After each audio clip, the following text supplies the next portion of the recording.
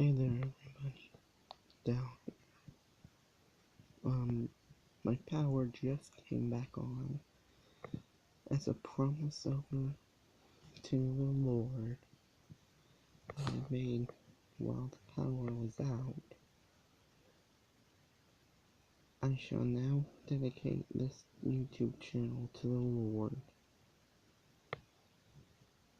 So, I'm going to tell you the story of Adam and Eve for those who have never heard it before. I don't actually know every single verse of it, but I know the story of it. In fact, I pretty much know almost every Bible story.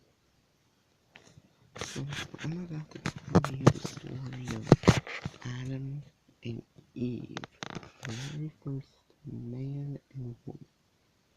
You're probably asking yourself, why did God create? Well, He's creative. He's also loving and really personal and relational. So He wanted to create creatures who are like Him, personal, creative people. And that's what He did with Adam. In fact, animals today are named because of Adam. Elephants, tigers, every single creature you see was because of Adam. But Adam got a little bit low. By the way God made him was that he took dust from the ground and breathed life. How amazing is that? The way he created me was he took a rib while he was asleep and transformed that into a woman. He lived perfectly happy relationship with God. And God had one rule: do not eat from the tree of the knowledge of good and evil.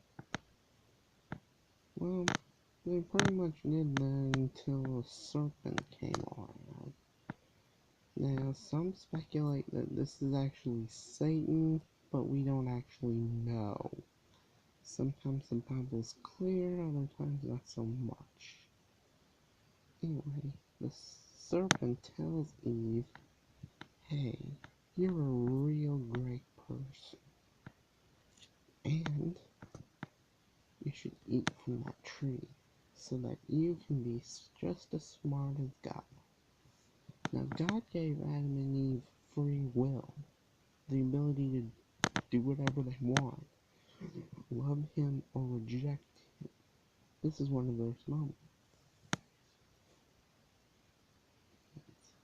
God told Eve and Adam never to eat from there, but Eve disobeyed. And then soon Adam disobeyed too, from the tree also. Once they ate from the knowledge of good and evil, they realized that they were unclothed and hid their shame. And God went out saying, Adam, Eve, where are you? And Adam said, here I am. And God says, why are you hiding from me? And Adam said, because we ate from the tree of knowledge of good and evil. Because of this, God picked them out of heaven. Well, heaven on earth, the Garden of Eden.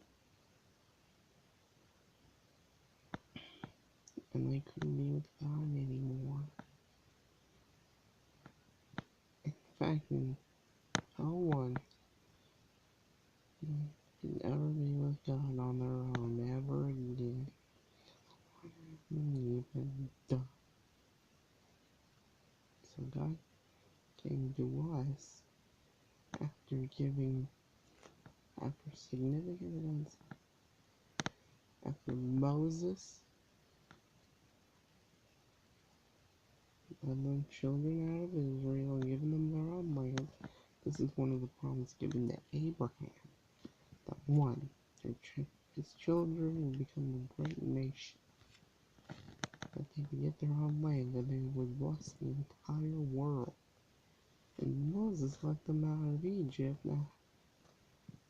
because they were in slavery at the time, and they were at the very edge of the promised land. But they didn't go in because they were too afraid. So they had to wait 40 years until again with Joshua, who was Moses' right-hand man. Joshua leads them into the promised land, helps them fight to get the land because there are other people living in the land. And if you think that's wrong, it sort of isn't, because God has every right to take a land and move it to somebody else. And their death, because of sin, they refused to God's resting plan. They got what they had to. Anyway, after the battling, they got their own land. They tried to be God's people. They couldn't do it. They kept messing up. The Old Testament reminds us that we can't be with God on our own. So God came to us. Jesus. He led a perfect life so that we wouldn't have to. And then taking all of our punishments, all of our sins that we have done or ever will do, taking them for us. That's the gospel. That's the good news. And then coming back to life makes it great news. Back to life.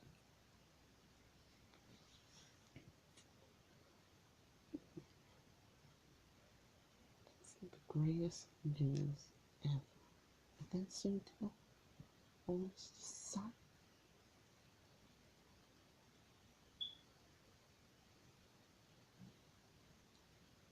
Then telling all his disciples to do it also. And then,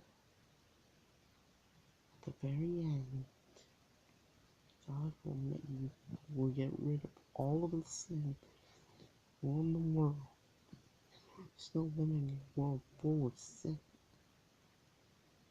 God will take our sin